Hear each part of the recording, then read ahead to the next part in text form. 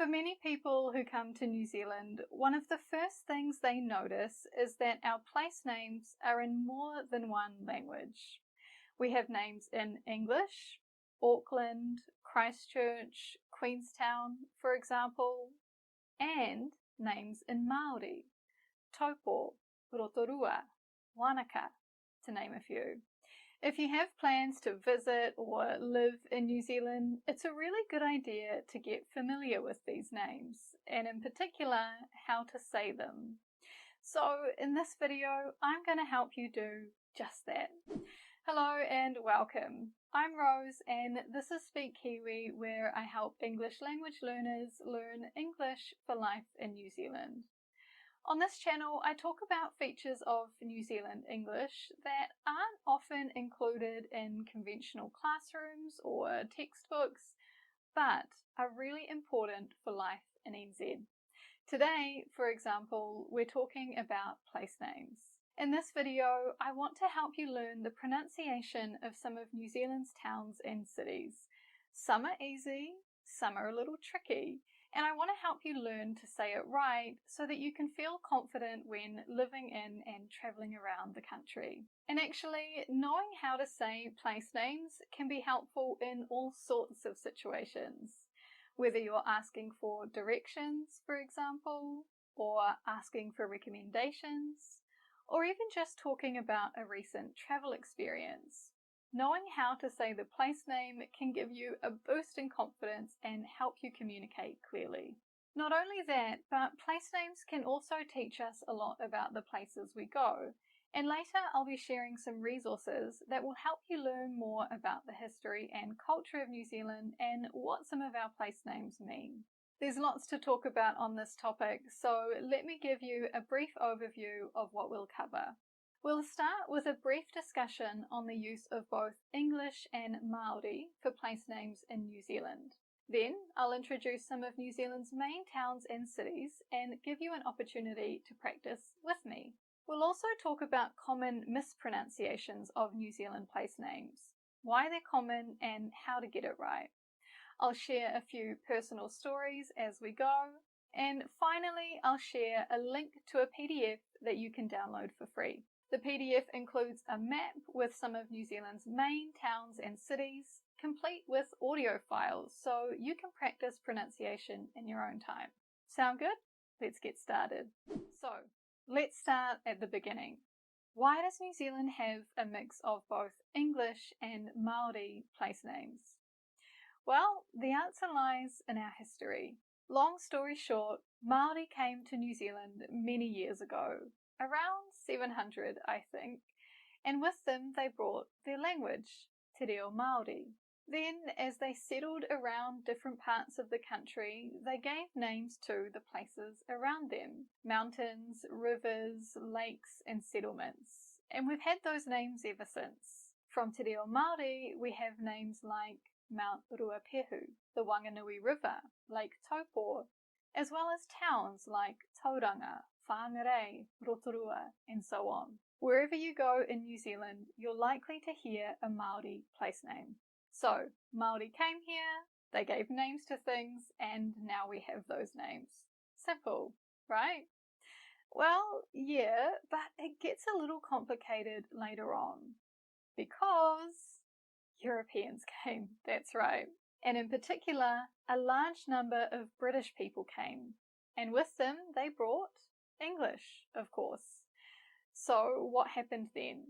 Well, actually, it depends on the place. In some cases, the British settlers continued to use the Māori names that were already here. Right? Tauranga, for example, continued to be Tauranga. Now, most people didn't get the pronunciation right and it started to be called Tauranga. We'll talk more about mispronunciation later, but you get the idea, right? Tauranga, Tauranga, they both talk about the same place. And looking at this map, you can see that there are a lot of Māori place names. See all the red dots? Those are all Māori place names. So, there's lots of Māori names.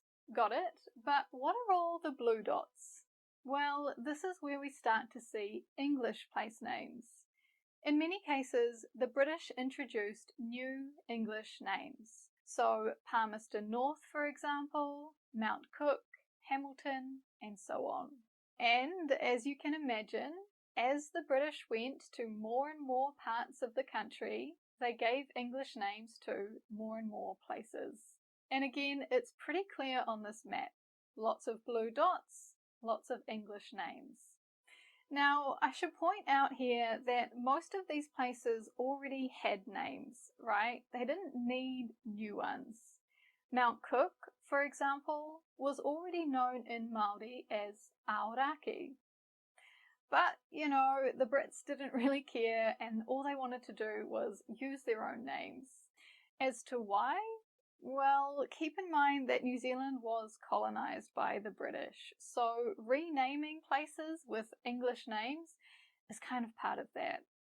It's not great, it's not the most beautiful part of our history, but it is part of our history, and I share it with you to help you understand how we got to today, where we have this mix of both English and Māori place names. So, now that you know a little bit of history, for context, let's move on to the next section. Okay, so now that we've covered a bit of our historical background, let's take a look at a map and learn some New Zealand place names. And to start with today, I want to take you right to the centre of the North Island. Right here to this little town in the Bay of Plenty, we're going to Taupo. Taupo is one of my favourite towns in New Zealand. It's right on the shores of the lake, and it's known for its beautiful mountain views, hot springs, and, well, the lake, of course, which is huge. And actually, Taupo is my hometown, so I've got a lot of fond memories there. And speaking of fond memories, I actually have something of a confession/story to share. And that is that when I was growing up in Taupo, I wasn't actually sure how to say the name properly. Remember what I said about how some people say place names wrong? Yeah, well, I was one of them. Now, I want to share this story with you because if you're in New Zealand, there's a good chance that you'll hear one place name pronounced in 2 or sometimes even 3 different ways. Of course, that can be quite confusing and frustrating, and as promised, I will share the correct form soon. But first, let me share this story because I think it will give a little bit of context as to why there is so much variation in how places are pronounced. And it ties back to that little piece of history we discussed just before. So, my story. As I said, I grew up in Taupo. And growing up, I heard my hometown pronounced in 2 different ways. I heard Taupo and Taupo. Taupo. Taupo. Basically, I grew up hearing both these forms spoken by the people around me. My parents, my teachers, my friends' parents, people on TV.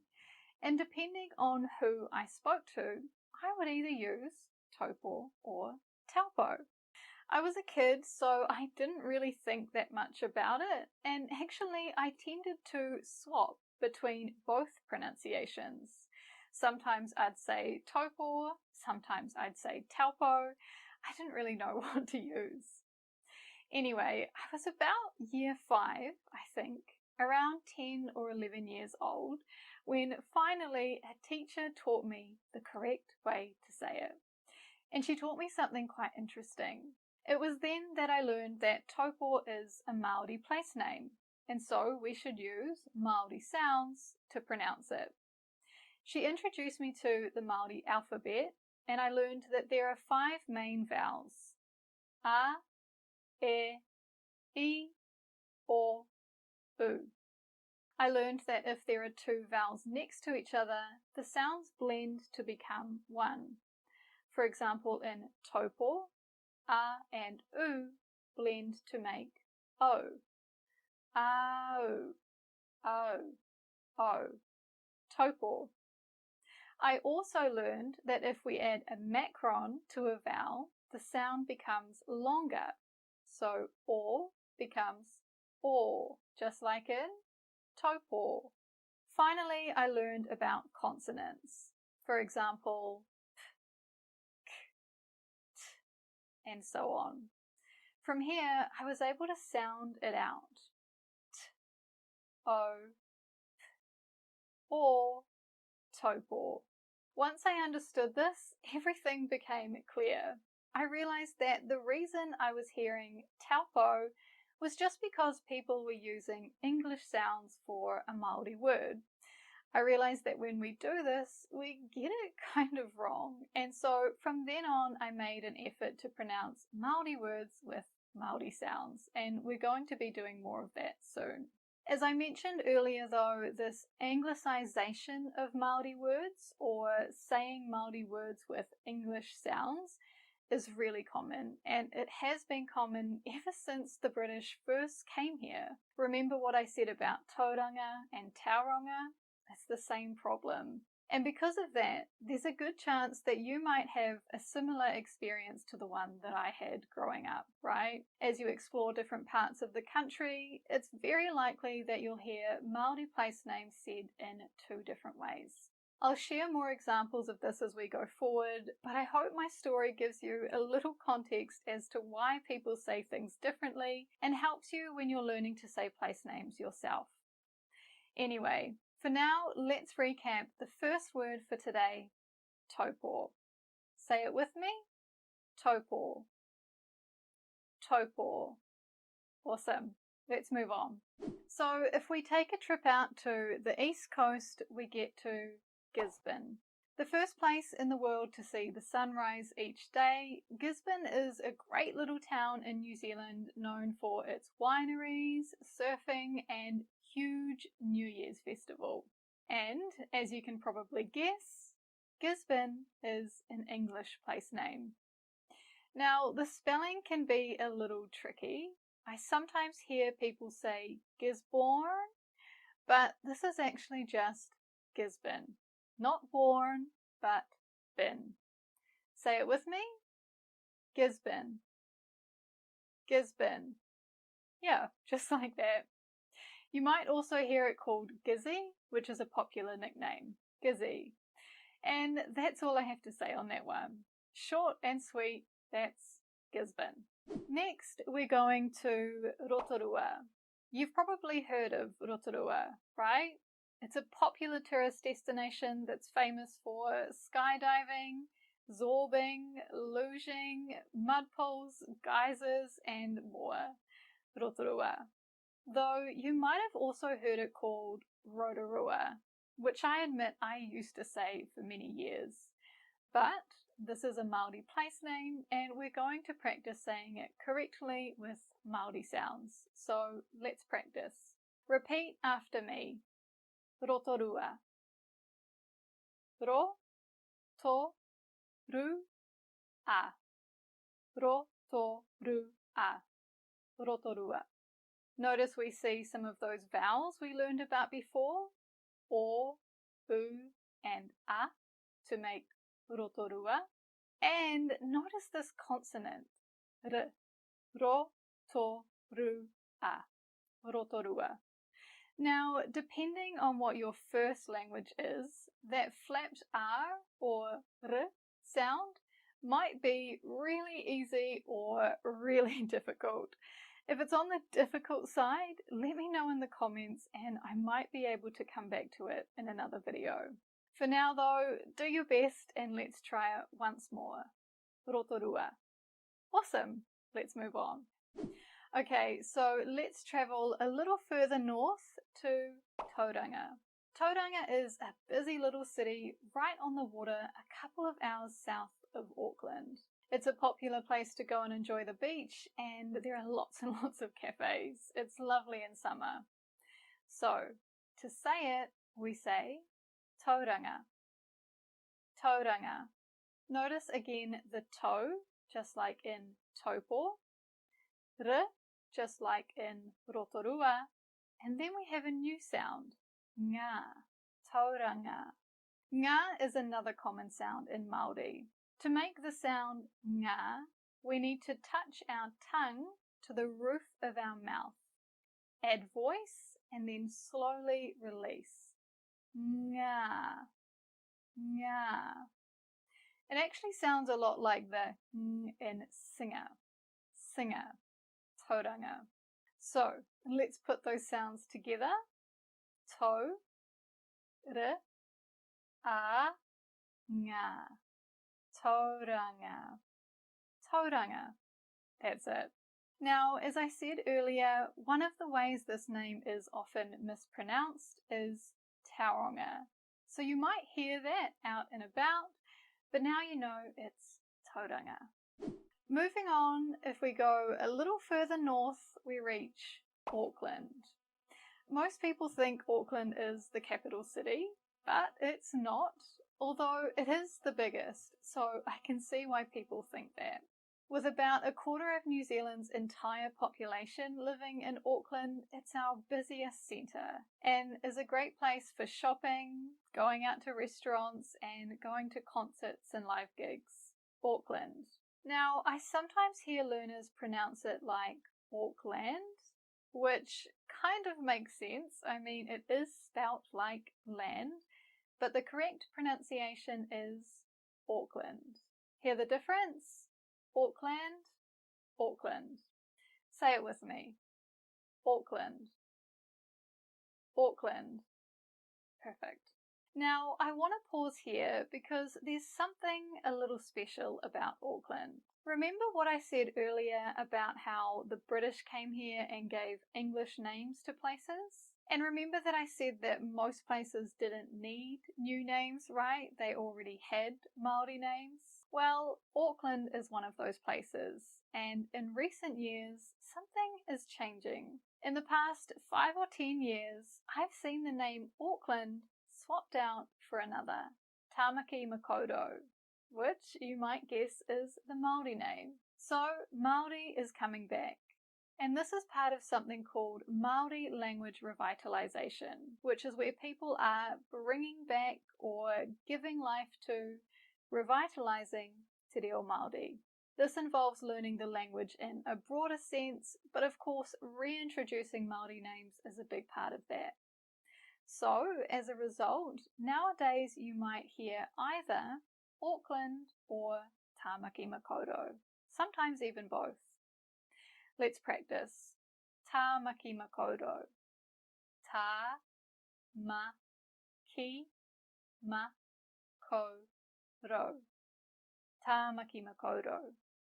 Moving on, we're going all the way up into the far north, or the winterless north as people like to call it. We're going to Whāngarei. As you can see in this picture, Whāngarei is lovely and sunny, and thanks to its location in the north of New Zealand, it stays pretty warm, even in winter. While Whāngarei is the biggest town in Northland and where a lot of people live, if you travel just half an hour to a couple of hours north, you can find a lot of popular campsites, and this is where a lot of Kiwis spend time over Christmas and New Year's. So, how do we say it? Whāngarei. Although you might hear Whāngarei, Whāngarei. Again, let's learn the correct form, Whāngarei. Now, you might notice that the letters WH sound like Whāngarei, and this is another useful Māori consonant to learn. Anytime you see WH, remember that the sound is Notice too that we have another example of two vowels next to each other, e and e. When we put them together, we get a, Whāngarei. Say it with me, Whāngarei, Whāngarei. Moving on, we've got just a couple more to go. Let's go over to the west coast to New Plymouth. As you can see here, New Plymouth is located on the west coast of the North Island, and the town sits at the bottom of Mount Taranaki, New Zealand's most climbed mountain. Now, if you've ever seen the movie The Last Samurai or The Last Samurai, there's a good chance you've actually seen Mount Taranaki before. A lot of the movie was filmed in this region, and believe it or not, they used Mount Taranaki in place of Mount Fuji. As you can see here, they do look quite similar. So anyway, New Plymouth is a great place to visit if you like visiting filming locations, or even if you just like spending time doing outdoor sports. Hiking and mountain biking, for example, are very popular. So let's practice saying the name. New Plymouth. New Plymouth. I know for some learners the TH sound, th, in New Plymouth can be a little tricky, so let me share a quick tip. To make th, you need to put your tongue between your top and bottom teeth, like this. Then blow air. New Plymouth. New Plymouth. Now, this can take a little bit of practice, but try it again at home and see if you can make some improvement. For now, let's say it once more. New Plymouth. Awesome. Okay, and finally, we're going to the capital of New Zealand, Wellington. Wellington is known for being the windiest city in the country and possibly the world, and its cheesy catchphrase, "You can't beat Wellington on a good day." Which means, by the way, Wellington is the best, but only when it's sunny. And it's not sunny very often, so it's kind of a national joke. Anyway, we're here to practice saying the name, so repeat after me. Wellington.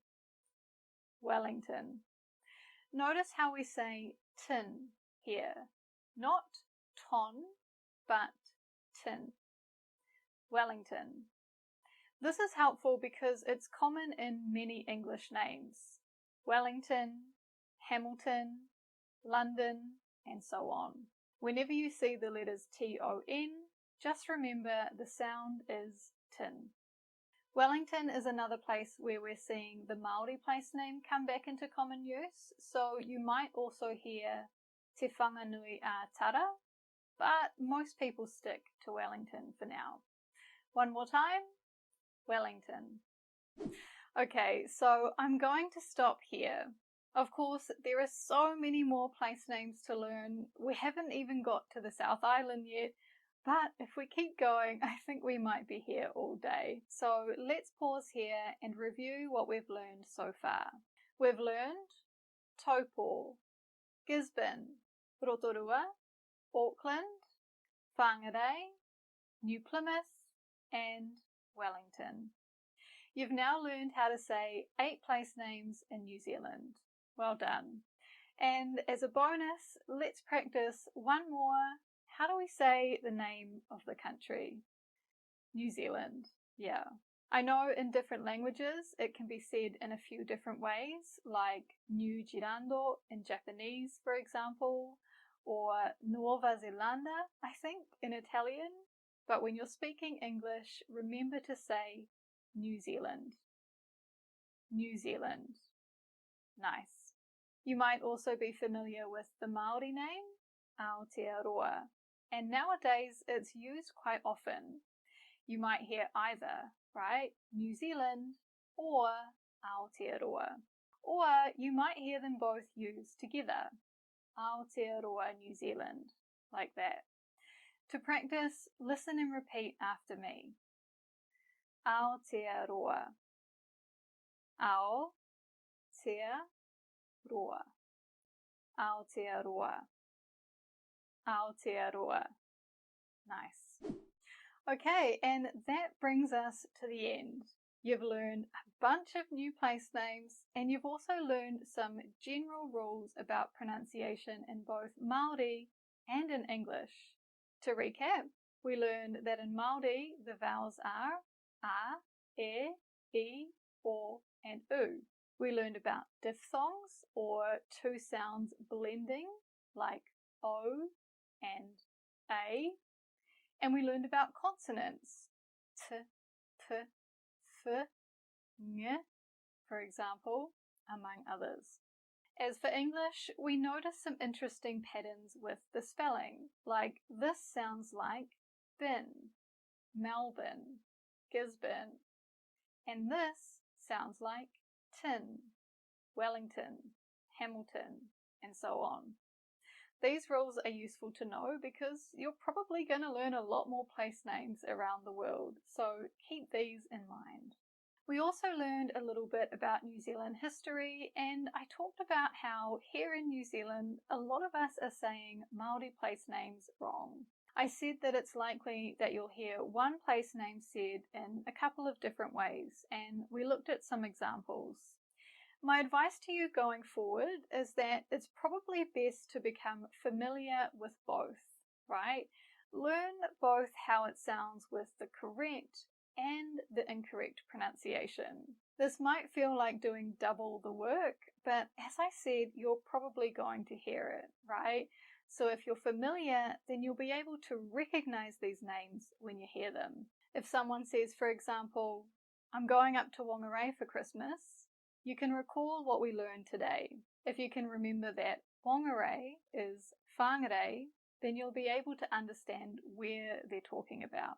Of course, when it comes to speaking, I would encourage you to practice using the correct form, and that's what I made the PDF for, so you can download it and practice at home. The PDF is completely free, and you can download it by following the link in the description below. This is what it looks like. I've created this map for you, and you can see there are 33 towns here, all with audio files, so you can listen to the pronunciation and practice at home. So if you want to review some of the words we've learned today and learn a few more, go ahead and follow the link to get your copy. And one more thing before you go, I want to share some recommendations for learning more about Te Reo Māori and New Zealand history and culture. I found these resources so helpful when learning about places in New Zealand, and so I want to share them. The first one I want to share is a YouTube channel called Tiki Towns. On this channel, you can find short episodes where they teach you the meaning of Māori place names. Most Māori place names have legends or stories as to how they came to be, and you can learn a lot about Māori culture this way. Secondly, if you'd like to take another look at that map I shared earlier, the one with the blue and red dots, follow the link in the description. You can hover your mouse over the map and discover so many names, both English and Māori place names. If you want to learn more about Māori sounds, I recommend you go to this website. There's an amazing interactive page where you click a letter and you can hear the pronunciation. E, o, o. Finally, I've also included links to some interesting articles and podcasts on page 2 of the free download. Check those out if you're interested in learning more about New Zealand history and culture, especially in regards to place names. And that, my friends, brings us to the end of today's video. Thanks for watching. I hope you found it helpful.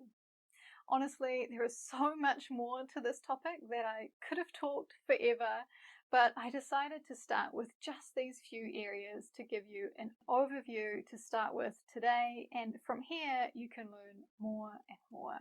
If you've got questions or comments, interact with me in the comments, as I'd love to discuss this more. Until then, go ahead and get your hands on that PDF, start practicing, and you'll be well on your way to being able to talk about places and say where you are, where you've been, and where you're going. See you next time.